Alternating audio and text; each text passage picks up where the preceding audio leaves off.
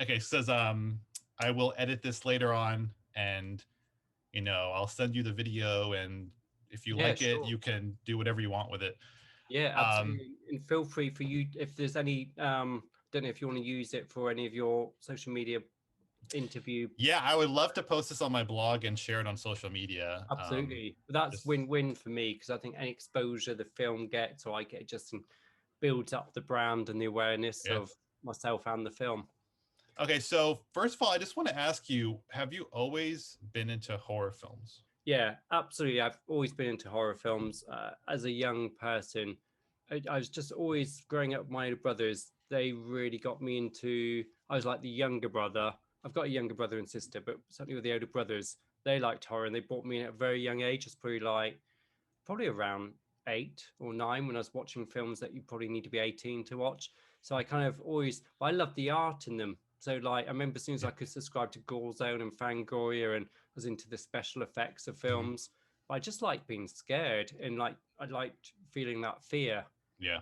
So I thought, yeah, that's just quite exciting that it can evoke that kind of and seeing we sort of interacted with the brothers laughing and being scared together. And I guess looking back, that's quite a fond memory. Yeah, it's same for me actually. I was about 8 or 9, and a friend of mine, his older brother, rented one of the Friday 13th, and I watched it, and I was just kind of like, what the Yeah. hell is this? I love it. And I just became like obsessed afterwards. Yeah. And you're right. There's something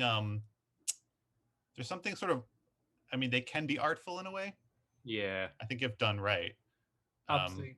Because Friday the 13th, funny you said that, because I was actually just thinking about Friday the 13th when you asked me that. And that was one of the, certainly when films came on video cassette. yeah. So I always think like the 80s, the beginning of the 80s were like the best, all the 80s I thought had some of the best horror Hmm. that I like to sort of look back and try to, I Yeah. guess a lot of the films I do really just emulates a lot of what they're doing in that golden era of horror. But I remember as soon as it was like, you know, horror to video cassette and going down the video shop and just choosing the films. I remember when we watched Friday the 13th for the first time, I remember just literally when the body come through the window. Can't remember at what point. I just remember jumping back, and that's Yeah. the biggest jump I've ever had in any horror film. Hmm. And watching it back now, I thought, did that really make me jump like that? But yeah, Yeah. I think when you're that age and it's a new yeah. experience, sure, why not?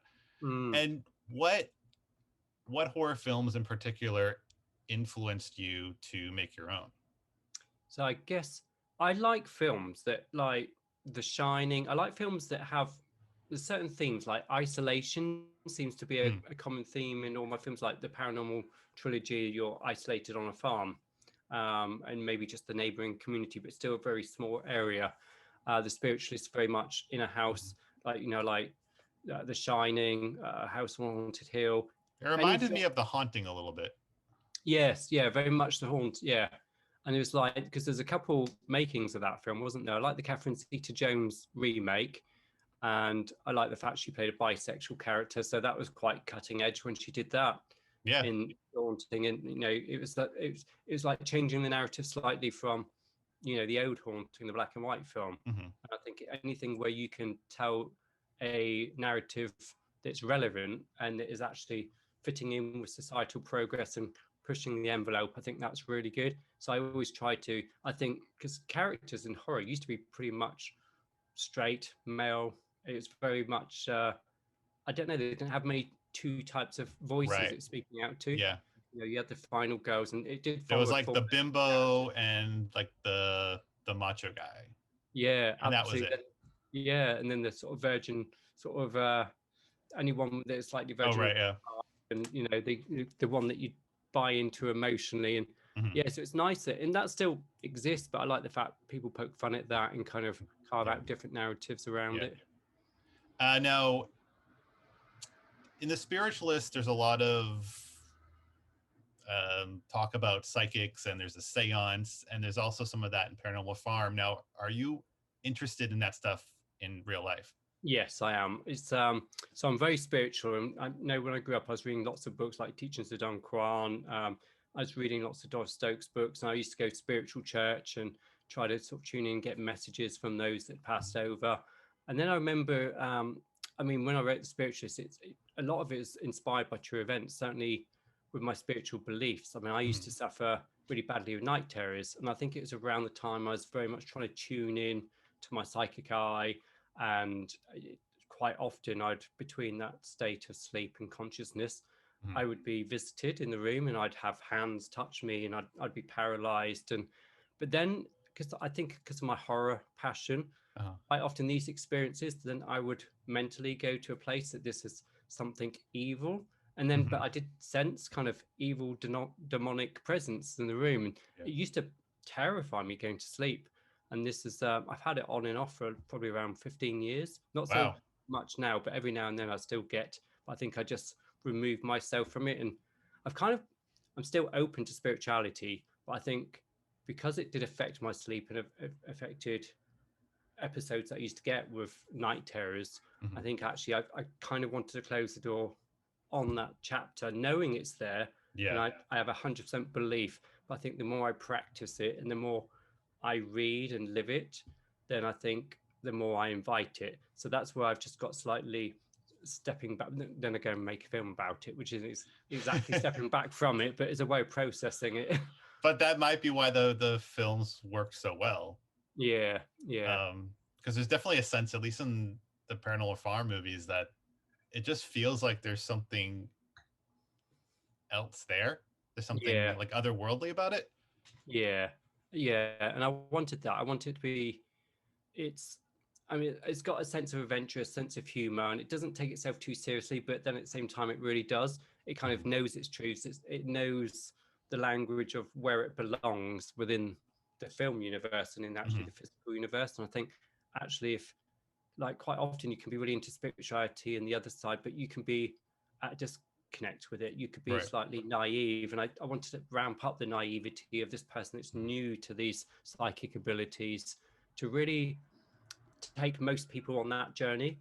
Mhm. Because if you look at the majority of people who watch horror, probably most of them haven't had as many psychic experiences. Right. But then if to you can play it naively, where there's a maybe a distrust in what my character's going through, and if I can act slightly foolish and sort of having a belief but discovering it, then I wanted them to discover it with me and take them on that journey. Right. So it's very thought out, even though it's very improvised. It I kind of was new structure. I was going to ask you about that. With a found footage film, Yeah. script wise, is there dialogue or is a lot of it improvised? So it's 100% improvised. Oh So wow. Okay. yeah, so certainly with Paranormal Farm 1, I turned up with a mobile phone with Taz, and actually we went to do a recce to see if there's a opportunity to do a film there, and we went there for 2 days to sort of test it all out. And actually in those 2 days we shot half an hour of the film, and we thought it was test, but actually watching it back thinking no, all we need to do now is come here for another 3 days to finish the film. So we did sort of shoot it in about 4.5 days, You but filmed the it's whole thing complete. on a phone? Yeah, it's all on. Yeah, just the iPhone. I was just shooting it. No That's crew. amazing. It was literally me, Taz. All the sound was natural, raw footage. I didn't have any Wow. sound devices, but I want it to be authentic. And I know when we talk about authenticity within found footage genre, quite often you still have sound people. And if Sure. you Yeah. open it up that, yes, we're doing this with, like, I guess if you go to some of the big classics, found footage, what's the one in the woods, the big one? Blair Uh, Witch. yeah, Blair Witch. And like, obviously, they have a crew, they have sound and a cameraman, and you see them, that's part of it. Right. But I wanted to very much set up, like, because this is as much of a parent, it's a investigation. I'm just capturing it on the iPhone, Yeah. certainly in part one. I thought I can't fool the audience by having a crew because you got to show that. So Yeah. actually, but the benefits of that is you can just take out the phone and what you capture. Obviously, you're very mindful of lighting and sound and Mhm. wind, but you got to know if it is windy that that's the way it will play out in the film, and you can. It's got to feel that authentic, and I think that's what people liked about it. It wasn't manipulated. It wasn't over produced. It was Yeah. just it had to feel real, but also because Darren and Lucy are really farmers that live on the farm, they're not used to performing. So it was quite nice just going like this and how are you, Darren, Lucy, is quite unintimidating. Right. Yeah. So it's not with big lights and sound. So once they relax around you, you just capture those moments of spontaneity and you find them on the farm. You carve out your scene, and based on whatever you get from that scene, then I sort of think about, right, where can I take this? And I think, aha, I need to take this there. So I'm responding to what I get, and I kind of know a little. I had an A4 sheet of a little bit of a through line of a journey. Mhm. But other than that, it was all just finding truths of the farm and trying to carve and build the narrative that would play out within an A4. Just to, it was like 20 lines, and that was Wow. my go-to sheet. Now, how did you find Lucy and Darren? So Taz actually worked with Lucy once before. He used that film as a location. Okay. So he produced a film called something. I can't remember the name of the film now. Something. Shame. And actually, I met Taz at this screening of this film that he made because my friend was one of the actors, and Lucy actually had like a few lines in it because they went there and they said, "Would you mind just saying a few lines?" And she kept it very real. And I met Lucy and Taz the same night at the screening of this horror film. So it was quite nice just to, I saw in sort of Lucy just an authentic, interesting character. And Taz, I found somebody else that had the same kind of passion as me in horror, and it just went out to make films for the passion of making films. And when I first saw the first Paranormal Farm and I saw Lucy, I was like completely obsessed with her. I thought she was like amazing. But then at the end of the movie, I was like, no, I don't want her to be bad. I want her to be good. Like I really liked them. They felt like not really like my parents, but they felt like the aunt and uncle that like I would want to hang around. So at the end of the movie, I was disappointed that they were bad. But of course, in the second one, they're back. She's just, I don't know. There's something about them that just kind of works. It's hard to explain, I guess. And I think what was good, because Lucy at the beginning said, "Oh, I don't really want to be in this film. I don't mind popping in." It was Darren, really. He was quite keen to be involved. And she said, "I'll just be in one or two scenes." But then when I was there with the camera, I'd find her, because actually she's so good on camera. And you've got to find her, get her in the right moment when she's doing so. As long as she's doing something, you capture her doing something where she's not too distracted by me holding up the film and just asking her questions. And I could sometimes give her a little bit of direction, just saying, I might just set up a few sort of typical, not what to say. I'm saying, I'm going to ask you around here. But then mostly I didn't even tell her what I was going to ask her. And if she didn't really answer the way I thought it could go, I could ask it again, give a little bit of guidance. But mostly she would take me somewhere I didn't expect to go. So it's a little bit of I've just playing off each other. Yeah, it really was. And how did she like the jacuzzi scene? Yeah, she did. I mean, that's her jacuzzi on the farm. She loves it, and that's where she's most relaxed. And she kept saying, "You will join me in the jacuzzi, you and Taz." Yeah, you do. And I thought, we've got to film this. It would just be priceless. It's a great scene. Yeah, it's very funny. It was after a long day of us all running around, being crazy, doing things. So it was quite nice just to have that downtime where we could, and then just film it and cut it into the sort of narrative of the film. But yeah, that was a nice moment. Now, for my take of it is that the Spiritualist and Paranormal Farm they feel like two very different films, but yet they also feel very similar. And I think you mentioned once before that you felt like they were sort of in the same universe. Yeah. And I think I noticed that there's some props from both films. I think there's the clown doll. Yeah, that is used in both the films. Oh, so that was the same doll. Yes, okay, it was. Yeah, so very observant. So at the end of the Spiritualists, or you see as Laura in the Spiritualist is packing things away, you see her with the clown, and then the clown reappears with Petra, and it comes out the wardrobe, and then it's on the bed, it moves. So it was, and what was interesting because we shot the Spiritualist before we shot Paranormal Farm 1. So what was interesting, Taz actually borrowed some props to take to the house for the Spiritualist, and he bought that dough. And then when we went back to film Paranormal 1, I said it'd be nice to pull that back in, not intending there's going to be a synergy in the universe at all. It was never intended until I got to part 3, because we didn't really overly signpost a date to Paranormal Farm 1 and 2 in part 3, because obviously in the Spiritualist, the actual woman, the Spiritualist Caroline, it's how her Right. fortune plays out. So the only way I could bring her as the same character into part 3, I thought, would it be nice if I could bring her back in, but as the same character? Mhm. And I thought, well, I mean, if you're really closely watching Paranormal Farm 1 and 2, you might be able to see a slight date, a reference to a date, but you've got to be very on top of that. Most people don't see the date, and it's on a farm, so it's timeless. Mhm. But yeah, so I thought actually I could bring it in and sort of position it like she takes a phone call when I'm in her house in Paranormal Farm 3, and she's talking to Petra, and it's Petra Mm. before you come to the house. So I thought it's sort of set up like it's a job that's got doing a spirituality that leads her to the house. That's just a backstory for me and her, and most people won't even see that.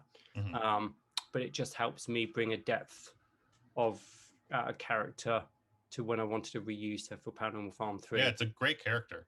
Yeah. Now, did you always intend on making Paranormal Farm as found footage? Yes. Okay. Yeah, I did. I think it's because what it was born out of a little bit of frustration and a little bit out of wanting to be creative and change a style of direction. I think with this Spiritualist, because you spend a lot of time raising money and having to get everything signed off, and I wanted to make a film for fun, and I wanted to just be passionate, and I wanted it quite often when I'm directing a film. I feel like ripping the camera out the DOP's hands and shooting it. I think actually I'd film it a bit different. I thought, why don't I just do that? And it's more a workshop for me to see, because I love storytelling and I love being in the now. And quite often, like, nature will inspire you to do something in the now, and you can't script those things or storyboard them. And I thought, let's just go out and just spend a few days creating a story in the now based on all my love of horror, bringing in what I know, and just play and have fun. I thought the worst thing that could happen is I've just had fun, and I don't, it doesn't have to be seen anywhere. It wasn't necessarily going to go onto Amazon and do the rounds. So when I had this sort of 4.5 days, and it didn't need much editing because it's pretty much shot in chronological order, as we intended it to play out. So yeah, I thought actually this is if this will sort of be, because you don't know, because you are using wind effects and it could fail quality QC, quality control from Amazon or whoever wants to take it on as distribution. They might say, well, actually that's not good enough in our terms of quality. But actually with the film, it got approved because of authenticity of artistic intention. So that's good. And I thought, actually, I'm really happy with the story we're telling. And then it's only ever supposed to be a one-off, though. It's supposed to just be, it's an adventure. But because we had so much fun, I thought, oh my God, there's so much more story to tell. And then people were saying, I would love to see another one. I thought, well, I know how I ended up at the end of part 1. How am I going to do that? So that's when I had to think about, actually what inspired me was thinking, well, how did Nancy come back in Elm Street? All the others were a film. So I had to take that metaphoric approach. Actually, I've got to come back to make the behind the scenes for the film, which is inspired. So it kind of opened up. But actually, I thought for part 2, that's what made it a little bit more, you have like an authenticity within found footage, but then when you acknowledge that's a film, then you're diving deeper into a different meta authentic approach, and it kind of spins it on the head a little bit, and it makes a lot of viewers are a little bit unsettled, like what's real, what's not, but it made them curious about needing explanation to see how it sort of fitted together.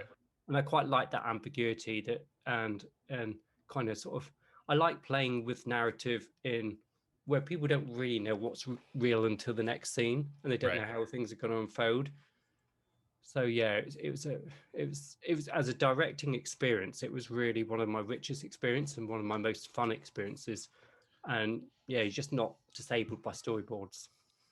Which, if any, found footage films do you like, and which ones do you dislike? So I like, was it The Taking of Deborah? Oh, The Taking of Deborah Logan? Yes, I really like that. That was good. And I just like the fact, again, it deals with mental health, Alzheimer's, and I like things that, I like horror that's based on real horror. like the horrors of illness, the horrors Sure. that we live day to day. And I like the approach and what, like demonic, what's not. So there's a similar synergy between the spiritualist and that, with mental health and spirituality and demonic possession. So I like sort of horrors that do that. What I don't like in found footage is when there's just obvious jump scares, when there's not much of a realness of a story. I mean, when Blair Witch came out, I enjoyed that. I like the marketing around it, but because I was sort of on top of the fact that I saw it for what it was, and some people were really subscribing to the belief. I thought, wouldn't it be nice to build something that had that kind of hysteria around that? Actually, this is real. So I was trying to present it as real within Paranormal Farm, and that's why it had to play out like a slow, almost like just quite still. And it's quite part one half. It's quite slow. It's just like, where's this going? It's like we're just getting into this world, but then it sort of flips a little bit. But I like films with purpose that know that it's got some kind of narrative. It has a message at the core. But found footage, what other found footage films do I like? When Cloverfield came out, I thought that was a nice little new spin on it. Yeah. I like it because at the moment it's quite similar styles of found footage. But I think where it's going to go is more interesting. Is I don't think we're just going to see found footage and horror. I think other genres will be playing out. And I'm trying to think now, how can I do another film that's not maybe horror with found footage? What else? What storytelling techniques would lend itself to that? Speaking of films that deal with mental health, have you seen Midsummer?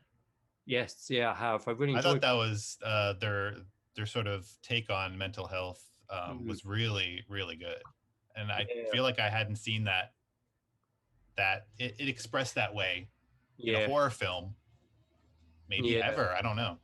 yeah. No, you're right. It's like, and I like the fact because it plays on bereavement, and I like the fact that in a bereaved state, how we can go in on ourselves and how depression can kick in and loneliness and isolation and that's a real surrealistic state that we can find ourselves in. We can be quite lost, and then it's about the searching. I thought and in broad daylight as well, it's all more exposed and raw. Right. So yeah, I I thought think that was an aspect of Paranormal Farm that I liked. That a lot of it was during the day, yeah, but it had a sort of eeriness to it. Maybe yeah. just because it was isolated, like you said, but the location was a great location.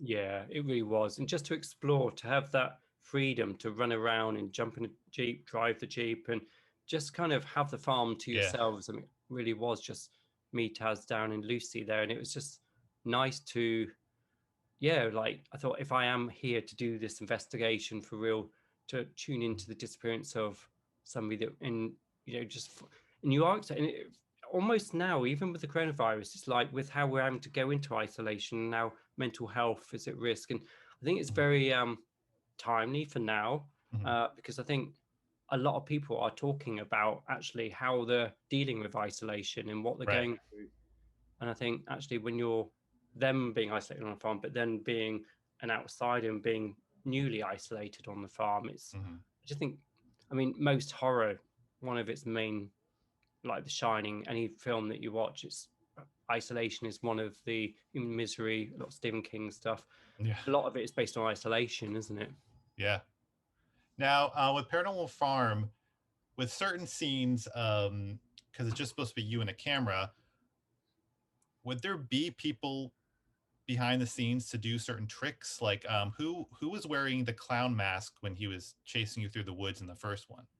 So the first one, I've got to remember now, the first one that would be Taz. Okay. So it was always me and Taz, and in Oh, some so scenes, Taz was actually on set in the first one. yes, he was, yeah. Okay.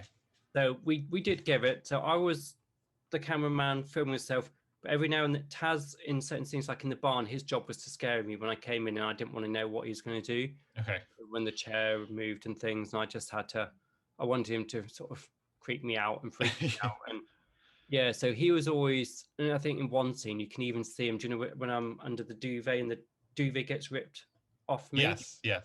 And if you freeze it, you can see Taz at the bottom of the bed. Oh, I'll have to go back and watch it. I did not notice that. Somebody posted it on online saying, they for real? You can see the person at the end of the bed. I didn't even notice. It's because it was darker in edit. It looked darker, but somebody brightened it up or something. You can see his eyes just peering at the bottom of the bed. Yeah, but now that Paranormal 2 and 3 are out, it can play into the whole mythology. That's it. Now we're making, yeah, that's it. So I've been thinking about that. There's a lot that could be purposely staged, and yeah, Because we part one was a movie, yeah, that's it. so it does work in a way. And I It think saves us. yeah, and I think that's one of the things I love about the movies is that it it just kind of takes the subgenre, flips it around, and just puts some much needed like freshness to it, like Yeah, because you're sort of poking fun at it but not yeah, enough, like kind of like scary movie type of poking fun. It's a subtle poking fun of, but it works really well because I yeah, never knew what to expect. And I yeah. think that's one of the reasons why I loved it, is because I watch a lot of found footage, and this was like the first one in a long time that I like thoroughly enjoyed. Oh, I'm pleased to hear that. It's nice to hear. Um, and actually showing, yeah, I think it's important to show your flaws. And like, even in part two, when we brought in the Amazon reviews, and when I said there's a slight clue that it slightly dates it, one of the reviews, you see the date. So Mhm. that's anything that Oh. kind of catch ourselves out with Caroline, because actually it was post when the film was made, but nobody's going to go that deep, I'm sure. You Like trying say to that now, but yeah, I know, yeah. Um, but yeah, I like the fact that we wanted to some, because we had like Marmite reviews, everything from like mhm, 1 star to 5 stars. People either love it or hate it, and mhm. we wanted to capture those authentic reviews. And then when we were filming people on the TV that were reviewing the film, and Yeah. they actually that was a real review that got posted online. We reached out to them and said, "Can we use your?" And it was pulling the film apart in pieces, really. Yeah. But we thought, no, we want to bring that truth into the film and Mhm. show that what they thought of it, and show that it had people poking fun of it, because I thought we're doing that as well. So we invite them in just to show we're not taking it too seriously ourselves, but it Right. just brings in an extra truth. Right. Now, in the second and third films, you use, I think, at least two or three more locations. There's a location with a pool, Yeah, and there's a location where Caroline lives, I believe. Oh, yeah, there's also the location of Robert's her house. ex-husband. Yeah, so Yeah, there's now yeah. were those all in the same So vicinity? yes, there's one little bit of trickery. So in part two, the horse Tia takes me up to a house, and I go Right. in, find Robert down in the basement of this Yeah. farmhouse. So the exterior, where I got attacked by the cock, came up and attacked me. He actually attacked me for real, ran up and it bruised my leg. It didn't. It came out a couple of days later, and it's like, I laughed at that scene so much. I actually had to show my husband that scene. oh god. I was actually scared to go up to the house then, and tiny little bird, but it ran Mhm. at me and just thudded me. Yeah. We went in, but funny enough, the first sequence I filmed for Paranormal Farm 2 was Robert in the basement, and it wasn't on that location. So Okay. all the outside was real, but inside, I live in Greenwich in southeast London. Well, Robert actually lives in just around the corner. Okay. And so I filmed it. I knocked on the door and I literally said, um, you worked with me on the film The Cost of Love. He is in Mhm. that film. I said, we're doing this a follow up to a film. I'd like you to be in it. Can you make these dates? He goes, oh, I can. I'm in Cornwall in his second home. I said, can we film it now? And we just improvised. And then it was like a 10-minute scene. It was all that one Yeah. shot. And then we had to cut it in. So like as you go up to the door, we had a plant just to insinuate it's a bit farmy. And then it sort of goes into his house. So that was just, but that was the first scene. So then I knew when I go to the farm, I had to make that tie in with that scene. Mhm. But that was the only one scene that wasn't shot on the farm or around the farm. Everything else were neighboring houses. So the one with the swimming pool was across from Lucy's house. Right. And yeah, so she's good friends with the guy that lives there. So he let us use the pool and the house. And then in part three, when we go down to where Caroline lives, that was literally down the road, and that's another neighbor that Lucy I reached. want that house. Oh, it's gorgeous, That isn't it? house is beautiful. Oh, really nice. And just the fact we could go in and use it. And I thought, it's like, because we had we're shooting these films on zero budget. And it was just time and passion Mhm. and generosity of people. So, people benefit from it on back end sales of, what it makes. So we incentivize people that way, but we didn't want money. We wanted the currency to be love and passion, and we didn't want it to be finance. We just wanted to take away everything that usually blocks creativity. And the experiment was for us to co-create a movie just from the currency of passion and love. Yeah. And I think that's what we want to subscribe to. And I think it makes it more, we appreciate it, have more fun. Yeah. And yeah. Now, do you have any upcoming projects? So well, part 4 was supposed to happen this year. Ooh. Because we were at the end of part 3. You mentioned you want to go to the States, right? Yeah, we get a phone call, and you should come film it in New York. Oh, that would be nice, wouldn't it? Yeah, because we are, because there's a house I've got in mind in LA, but I've also got people. Have you seen the Bad Ben films? Yes, I have. With Nigel. He lives in New Jersey, isn't it? Is it New Jersey? Don't know where Bad Ben was filmed. I think it's on the island of New Jersey, Manhattan. You go across to New Jersey, around there somewhere. And one of the fans of the film said, "Oh, you two should make a film together." And I reached out to him, the guy Nigel playing it. He goes, "Oh yeah, if you come over here, we could team up and do something." So that was another idea, like maybe bringing 2 sort of paranormal experiences. Crossover. Yeah, another little crossover. I mean, I'm up for going anywhere. I mean, I love New York. It's like I go there a lot with work. Or I would have been going again. I do a lot of the summer interns for Deutsche Bank and Citibank. And I do a lot of training over there, but actually I'm doing it all online now. I'm doing it on this. So it's so I miss my trips to New York, but I would love to go back and shoot there. It'll be there's lots of like old houses and farms upstate New York that are beautiful, but also like have a sinister feel to them. Yeah. They would make a great location. Because it would still work with the title then, because the other, where we were going to Paranormal Farm, US version. Yeah, that would be, because it would be nice to keep it on the farm, because the other one was just like, it was going to be like a Paranormal Hollywood Hills, but we hadn't thought of a title, and within the genre of, a continuation, but a different chapter. Right. But there is something nice about going to farms and keeping it still under the Paranormal Farm. It's so we just have to, if you know anyone with a farm. I used to, but not anymore. They sold it. Before we wrap up, I just want to ask you, to you, what is the beast? Right. I've got to compose myself now. So, well, the beast, I mean, it is everything that's evil.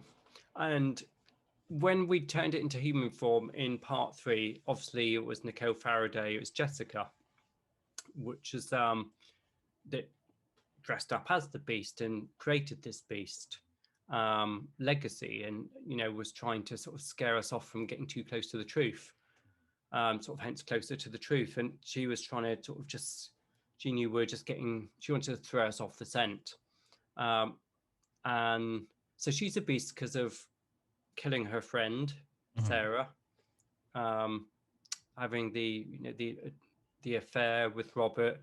So everything's manipulative, evil. So that's my version of the beast in the film. But then we had it playing out that there is still this legacy of a beast, which like I know over here, every farm, every bit of countryside. I mean, I grew up in the country down in Devon, and my granddad was a farmer.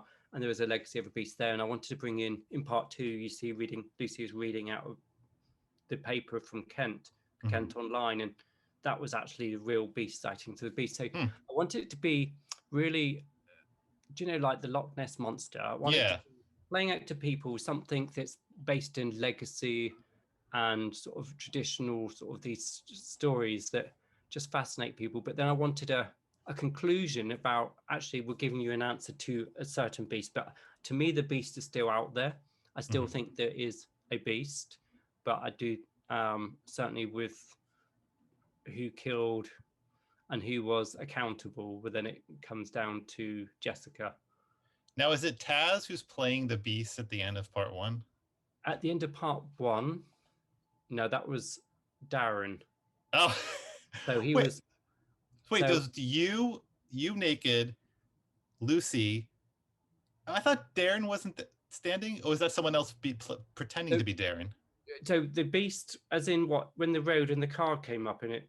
At the end, when you're tied up naked Oh, sorry. Yeah, and no, there's that someone like crawling. yes, that was Darren. Yeah, that was Darren as Oh well. wow, that's funny. So because we tricked the shot. We had a shot with Darren and Okay, Lucy, and then we cut to the security camera looking at it. right, yeah, And so Taz was filming the security camera, and okay. had Darren doing some voice, and then we just had that, and it's such a. I mean, the ending was so hammy, and it so looks like a person in a costume, but then it's like I thought, no, I want it to be the intrigue.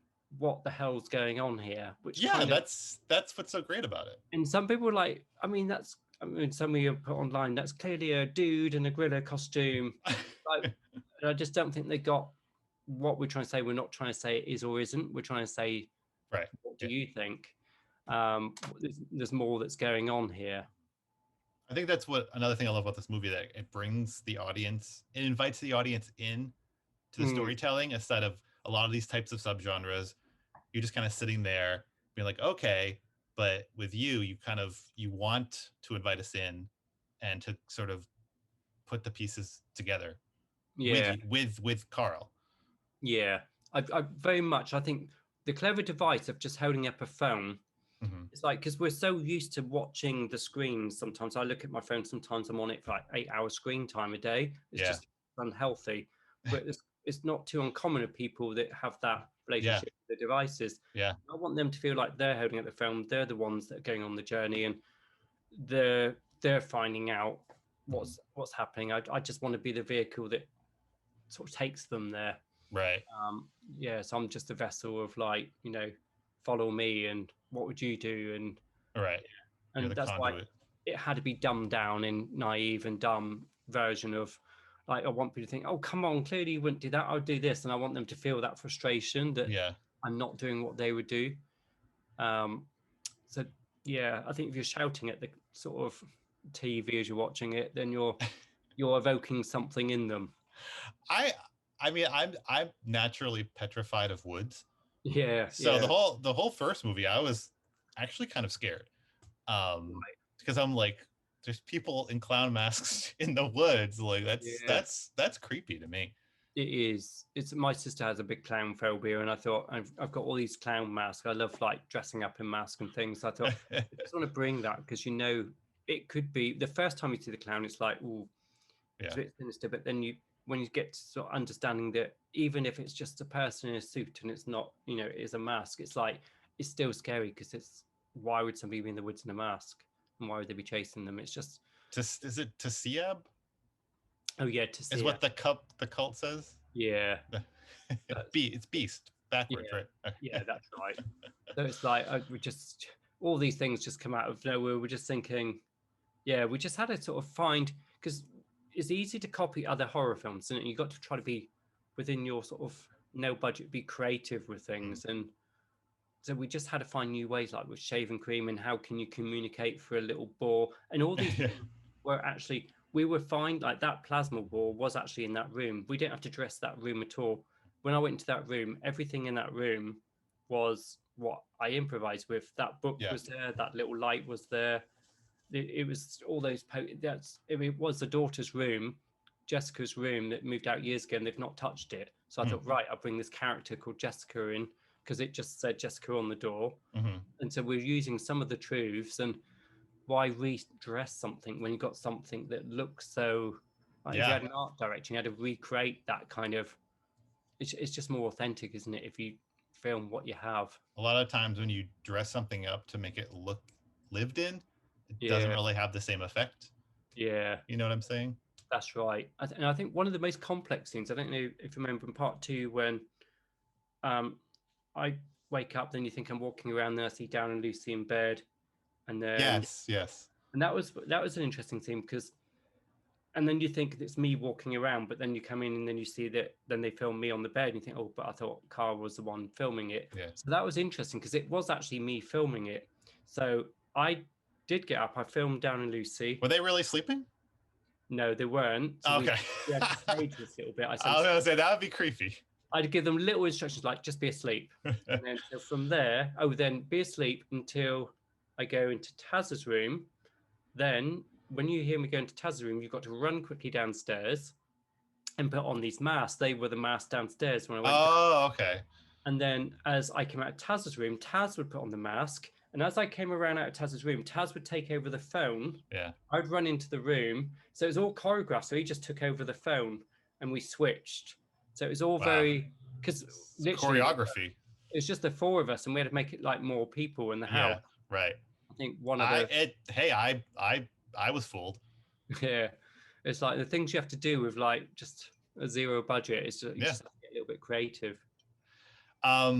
Thank you so much for this. And if you ever are in New York and, you know, let's get together. And if you ever need help on one of your movies, like I'll work for free. Like, oh, you know. Excellent. That's the kind of recruits I like, Matt. I'm very passionate about. Yeah, that's it. It's got to be passion first. And exactly. It'll be. I'd love to do something in New York, and yeah. Well, when I come to New York, we'll definitely get our thinking caps on and go out for a drink. Definitely. And see what movie magic we can create. That'd be nice. So as soon as I get this video edited, I'll send it to you for approval. It'll probably be while my husband is having ankle surgery next week. Okay. So I'll be playing nurse. Right. But hopefully I'll get it ready by, you know, in a few weeks or so. Right. Excellent. And what will you do, Matt, with the you're going to cut up something, or just is it like an interview that you'll post, or... Yeah, it's gonna be I'm gonna frame it as an interview with you for the Spiritualist and Paranormal Farms, because my blog is horror centered. Yeah. So, and I know a lot of people, I talked to a lot of people who actually like the Paranormal Farm movie, so they'll be interested. And yeah, I just want to get these movies out there and have people watch them. No, I appreciate that. It's like nice to have people that get it and that have the same passion for horror. And yeah, that's really nice. Small community. Yeah, it is, isn't it? Absolutely. Yeah. Oh, by the way, did you see Host? Yes, I did. I really enjoyed it. Talking about when you mentioned earlier about everyone sort of in quarantine and... Yeah, I was going to do. I was frustrated because it was the film I was going to make. Yeah, I bet. I was thinking, because I'm doing for work all these calls now, and I do it on like sometimes Zoom, sometimes Teams. And what was quite nice is I thought, right, and I was even going to... It's so frustrating. I was even going to call it Host, and that was just... Oh no! I was going to get like, there's going to be like, I thought Caroline could be a character, and we're just going to be different people that come together to do this. You should contact the filmmakers and say, you know, what about like a sequel or a spin-off? Yeah. You know? That would be really good. And I like the fact it was very I like the fact it was women strong. It just had the one man. He was playing the naive character, wasn't he? The one that wasn't buying into the whole. Yeah. And they made the clown out of him. So I like the fact, like the Tisanity is quite female empowering. But I just thought, actually, it's such an easy concept. I was going to do it, and when I watched that, I thought, well, that's kind of put stop to that idea. Yeah. I just had a group of actors that were prepared to do it and just come on, and over a few days. Wow. It was really fun. But well, if you ever need an American, just let me know. Oh, that's good to know. Yeah, and I've got a feeling we'll be doing something together, Matt, in the film world. That would be nice. That'd be great. I would really love that. Yeah, that'd be lovely. Stay safe and healthy. And if you see Taz, tell him I said hey, and I'm a big fan. Brilliant. Will do. Excellent. Bye, Carl. Right, take care, Matt.